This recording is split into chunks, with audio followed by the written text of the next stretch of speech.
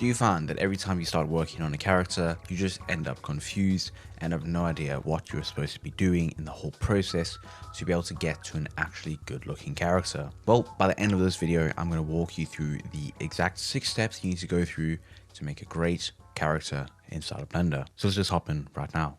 So step number 1, go grab yourself some reference so you can model along with it. What I do is go find some reference images. I usually just go to Pinterest. You can go get whatever you want. Now, sometimes it's useful to go grab extra references for different stuff that is within your character. If you have any specific pouches or any extra designs that you want to throw onto your character. In this case, it was a specific concept, and honestly with the PS1 stuff, like, you can't even add too much detail, so it's not super important. But once we've got our reference, then we can hop straight into modeling the base mesh. Okay, when I start out with making any of my characters, I'll just start out with a cube, and then I'm just going to delete half of it, add a mirror on. Then I'll add a edge down the side of it. That just kind of gets it so that it's about 8 faces going around. This just helps in terms of getting the right amount of vertices for stuff like legs, arms, necks, and all of that stuff. Then I'll start extruding up for the rest of the torso, and throughout this process I like shaping it with the sculpting tools just because it just allows me to be a little bit more free while modeling. When I'm at the top, I'll basically just take the whole neck and then I can inset it and then just click B to turn the boundary off. That just sets up a nice loop for the neck. For the arms, I'll just take the faces on the side. With how I've set it up with the edge down the side, that allows me to have 2 faces that I can take and extrude out and then scale down. And then if you install the loop tools add-on, you can turn that into a circle. That just sets up the start of the arm, which I can just extrude out. I'll kind of extrude the entire length, as I'm not sure exactly what length I need until I have the rest of the body. Okay, then what I do is at the bottom, I delete the face, and then from here, I basically just bridge it and then add a few edge loops until I get a 6-sided hole. Then from here, you can select that and also run a loop tool operation on there, just so we get another circle, and then this is a good start for the legs. You can extrude it out. I don't extrude too far, and then just get kind of a good start for the legs, and then from there, you can extrude down. I kind of go towards almost to the bottom, and then I will look at my references and try to figure out where the knee should be, and then I can get it a nice curve because the leg from the side view is very like S-shaped kind of thing. From there, I'll do something similar with the arm. Basically, obviously you're going to go somewhere in the middle, then you're going to kind of scale out for the forearm, and you can shape. I usually add one edge by the shoulder just to kind of get a decent shape. Then also just extrude out for the neck real quick. I literally just take the whole thing. You should have set it up with a circular piece in the center. And with your mirror, if you have to have clipping on so that when you extrude up, you don't get any faces in the center. Creating the head can be difficult sometimes. But basically what I do is I take a cube and then I'll subdivide it with 1 subdivision level. You can just click Control and 1 to do that if you want. Then from there, I'll take the front, extrude down for the jaw, and then start adding a couple little like edge loops. You can usually use the knife tool and get something that you can use to join up with the body. If you want something more specific than that, you should go check out my base mesh tutorial. It'll be like a bit more in depth, maybe 20-30 minutes of how to actually make a base mesh. I'll link a playlist down below that should have a bunch of videos going more in depth because you're going to be learning more about the workflow than how to do everything step by step today.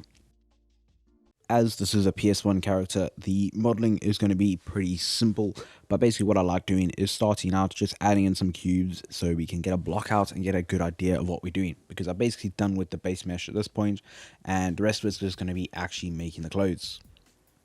Now, another technique is usually when I'm making characters, I'll start up with making the base mesh and then start duplicating bits, adding solidifiers and all of that to make the clothing.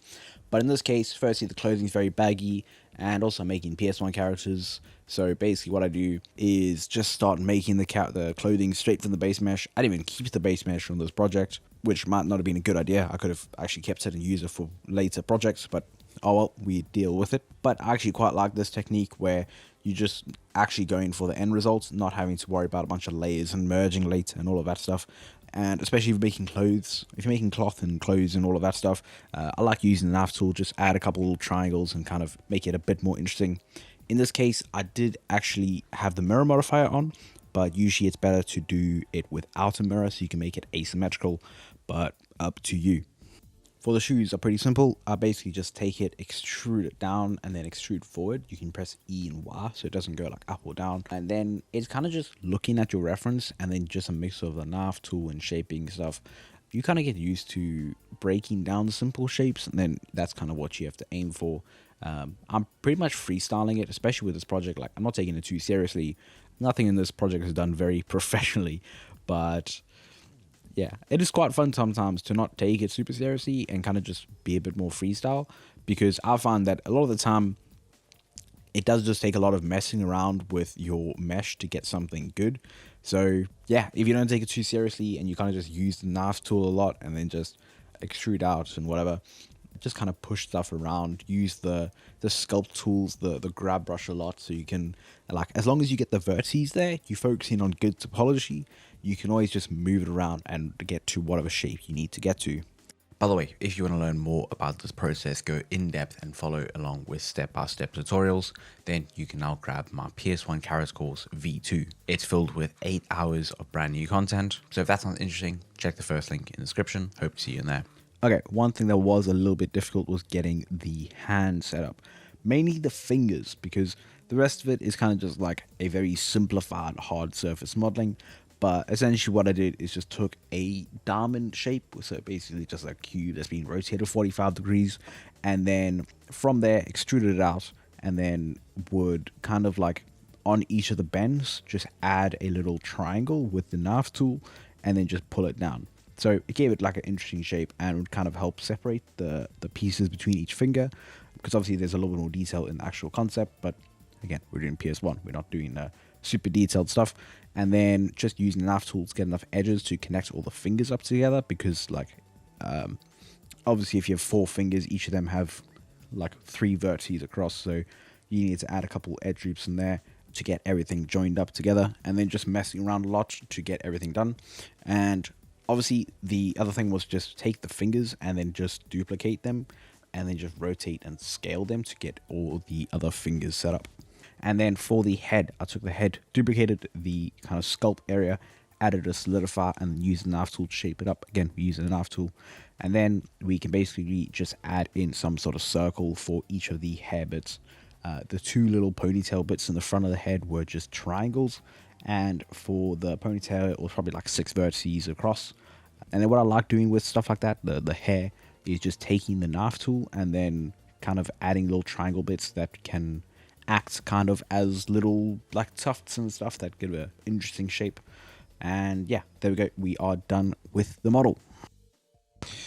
Alright, so here is what I've got for the model. I think it's like more of a slightly simple one. It's not super refined or anything like that, but I mean, I've actually worked like an hour and 20 minutes on this, so yeah, I'm pretty happy with what I have got in the time that I've spent. So now, the next thing to move on to is doing the UVs, which is something that's going to take quite a while for not much. Okay, now step number 3 is getting the UVs done. Now, if you don't know what a UV is, basically to be able to texture your character, you have to go and cut it up and lay it flat. So you're basically telling the software that this layout on the 2D view is how the texture is going to be mapped to the 3D object. Now, this process can take quite a long time to do and is maybe a little bit boring, but it is necessary to be able to texture your characters. You can use Smart UV Project, but especially in cases where you can see all the pixels, doing that is going to look awful. I have a few tips on how to actually set it up that will help you along your way. But again, if you want to learn more, go check out the playlist in the description, where you will learn a lot more in depth with each of the tutorials. Okay, now this is what I do to make my life a lot easier when doing my UVs. Firstly, what you're going to do is on your UV workspace, turn on this right here. What that does is whatever you select on your scene is going to get selected in your UV editor, which is very useful. Now, the second thing you're going to do is, if you need to, scroll over, but get to this little overlays tab, turn on the UV stretch with the angle. That will help you to see what is like flat, what isn't, which is very useful throughout the process. So if you see a bunch of yellow, green, all of that stuff, then that's when you know that you need some seams. Like, Here is not perfect. That's just because it's kind of like this part that dips in. Not too much you can do about it without just kind of cutting it off. But yeah, that's kind of just a good help. And then the last thing, which is also very good, is if you, in your material, go click on the little yellow dot, go to image texture, click new. Then over here, you can set up any resolution will work. So if I just grab this, so let's just go like 256. We can probably drop the resolution for our final image, but this is just kind of a good help. UV grid, color grid doesn't matter too much, but just go new image. And when we do that, you can check what it is doing for how like stretched it is, if it's warped. So you can see here, like a little bit warped over here. And then you can also change your image from linear to closest, and that will be able to see the pixels. And then if you do this on all of your objects, then you can kind of see what everything has. So you can go Control L, link materials, and then when you select everything, go U, unwrap. Obviously a lot of this is going to fail, but if we grab all of these, we can just like Q project or something, and then make sure we go grab these and pack it all. But yeah, so very good, useful tips. So yeah. Okay, now that we have finally finished the UVs, we can actually get onto texturing. My process for texturing characters is I will go set up a color palette of all the colors I use. And what I'm going to do is you can select inside of edit mode parts of your mesh, and then inside of the texture paint, you can turn on the little like square thing. That means that whatever you've selected is the only place you can paint, which is very useful for blocking in colors. And if you've done your UVs, kind of how each border of color will be. For example, like if you're wearing trousers and a t-shirt, maybe you add a seam on each edge of those like pieces of clothing.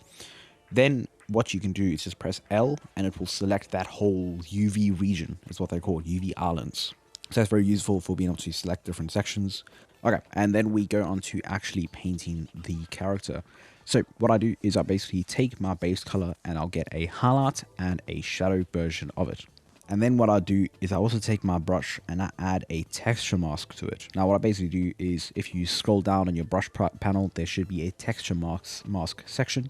Go to the settings of it and then change it to just a noise. And then the thing you actually have to change is down in the like color tab or something like that. You have to go change the contrast to max, which is 5. And then you can change the brightness depending on how much of the actual thing you want to show up, or how much of the color you actually want to show up when painting. This just gives a very nice like noise pattern to your textures, which is kind of reminiscent of the actual PS1 style. This just helps give you a little bit extra texture and just looks very nice when you're painting. But essentially what I do is I paint in the shadows and the highlights of whatever I'm working on. And all of these colors I add are saved to my color palette, so I can go back and forth between the base color and the shadow and the highlight. And then obviously I can go pick some slightly different colors if needed and also add them to the palette.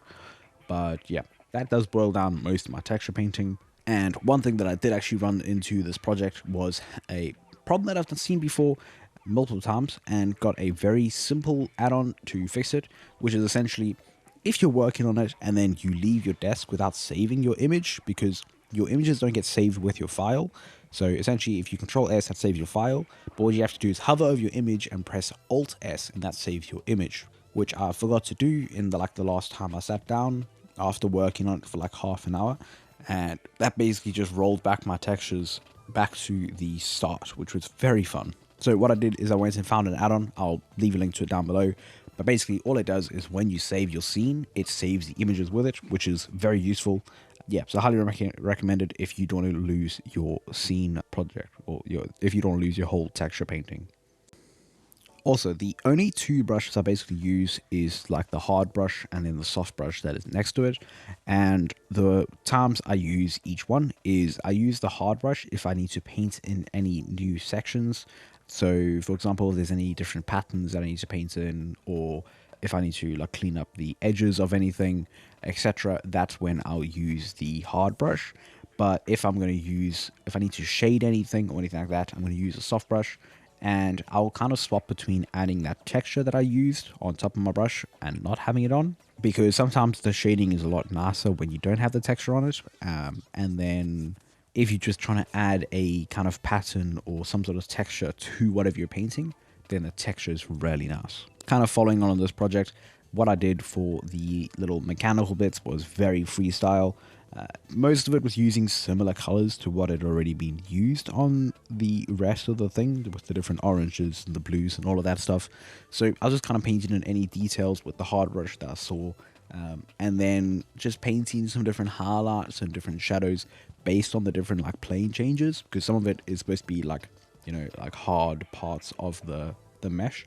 So just paint it like you can imagine the shading and stuff would be on the character, like that. And by the way, if you don't have the reference image in my scene, you can grab it with called PureRef. I'll also leave a link to it down below if you want. Basically, PureRef is a free software that you can use just for references. Very good. Highly recommend you go download it. Now, one of the most important parts about painting your character is your color selection. Now, if you're making out your own character from scratch, then you may need to actually learn a little bit of color theory. Or if you just have eyes and a brain, then you can also just pick colors that actually look nice and work together. But obviously there are concept artists that actually know what they're doing and can pick colors properly for you. So yeah, if you're working with other people's concepts, then that is very useful for it. But if not, then highly recommend you learn the basics of complementary colors and all of that fun stuff.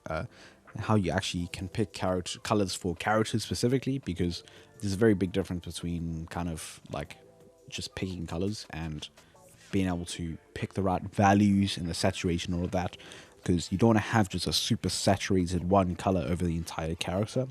Like you can see here that a lot of the character is like this dark green muted color, and then you have these bright orange parts to kind of like pop and stand out. And then that's why like the hair isn't the super bright pink, because then it just wouldn't work together. So that sort of stuff where you have to be very intentional with the different colors that you're picking for your character. Now, the next thing we have to do is actually go and paint the face of our character. Now, this is a very difficult section, and especially if you don't get enough pixels to do it correctly, which I don't think I did, but I couldn't be bothered to really go back and repaint the entire character, especially kind of for the second time, because I already messed it up with the image not getting saved. So that rolled back already like half an hour of work, and I'm a bit lazy. This kind of project was just to fill some time, have fun, and just kind of mess around with a concept. The main thing is getting the eyes correct and the eyebrows kind of like that. Especially you don't want to make them too far apart, and also getting the iris set up, because obviously like we're so used to seeing people, and if you don't get it correct, then it can take some time. Usually what I like doing is kind of freestyling the shape. I'll kind of just grab like black, because with some of these concepts they usually have like some sort of eyeliner. So I'll kind of use a black and just start blocking in the eye, get a pretty decent shape. And then like if you want to clean up any of the sides, then just go back with the skin color that you have in your color palette. That's another reason why it's good to save your colors to your color palette, is so you can like clean up different shapes. And then don't be afraid to undo if it looks a bit weird. Kind of zoom out, because if you just zoomed all the way into the face, it might be difficult. So check from the front view, check from different angles to see if it looks alright or not. And then yeah, I don't really have too many other tips, because I do find faces very difficult to paint in PS1 as well. But yeah, there we go. We are done with the texture painting, and we can do the last step, which is rigging the character.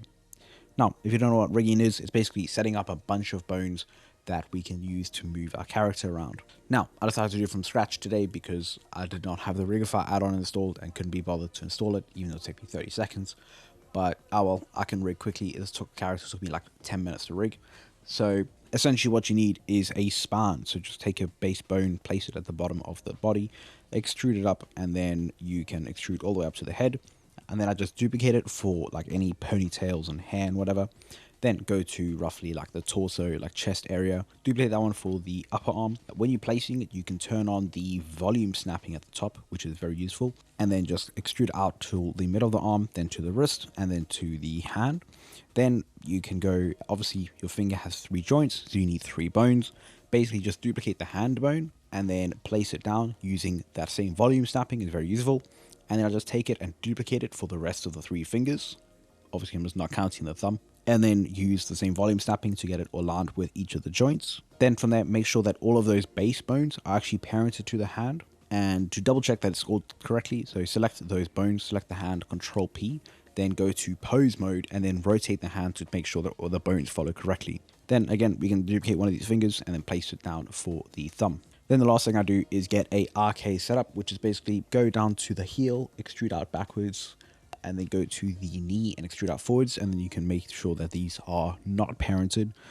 If you want to learn more about the whole thing of RK, FK, go check out one of my tutorials. But basically, RK just helps you animate a lot easier, where FK is a lot more difficult to animate stuff, especially the legs. That's why I did it there. It's a demonstration of RK rigging, as it's so much easier to show you visually. Once you got that all set up, then you can go symmetrize these, because basically we only build on one side. Before you symmetrize though, you actually have to name all your bones.